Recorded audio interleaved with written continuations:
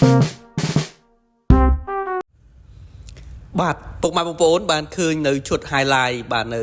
ដានក្បាលវីដេអូហើយសម្រាប់រថយន្តមួយគ្រឿងនេះបាទមិនតអន់អីពុកម៉ែបងប្អូនបាទចាយរៀងស្អាតបាទមើលជំហៀងឆ្វេងស្ដាមមុខក្រោយបាទរីឯការរត់វិញក៏ហាប់ណែនល្អបាទកម្លាំងម៉ាស៊ីនក៏ខ្លាំងបាទហើយម៉ាស៊ីនត្រជាក់ក៏ត្រជាក់អែមមែនតែនតែម្ដងពុកម៉ែបងប្អូនបាទជាអំបូរគៀបាទគៀ morning អីហ្នឹងណាពុកម៉ែបងប្អូនប៉ុន្តែមកគ្រឿងនេះគេហៅថាគៀ Soloto បាទរីឯឆ្នាំក៏ខ្ពស់ដែរឆ្នាំ020ពុកម៉ែបងប្អូនបាទខាងក្នុងវិញនៅថ្មីស្អាត option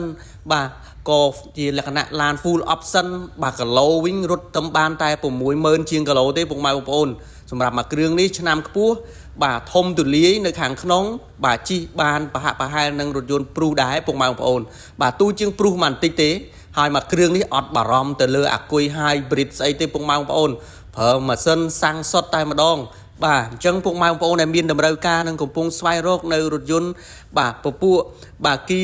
បាទអញ្ចឹងគៀ Soloto មកគ្រឿងនេះណែនាំជូនពុកម៉ែបងប្អូនជាពិសេសបាទតម្លៃ10000ស្ដាងទេពុកម៉ែបងប្អូនជាចែកចរចាគ្នាបានបាទអញ្ចឹងបើសិនបើពុកម៉ែបងប្អូនមានចំណាប់អារម្មណ៍អាចធ្វើការទម្លាក់លេខមួយខ្សែមុខឥឡូវនេះបាទអរគុណនិងសូមជម្រាបលា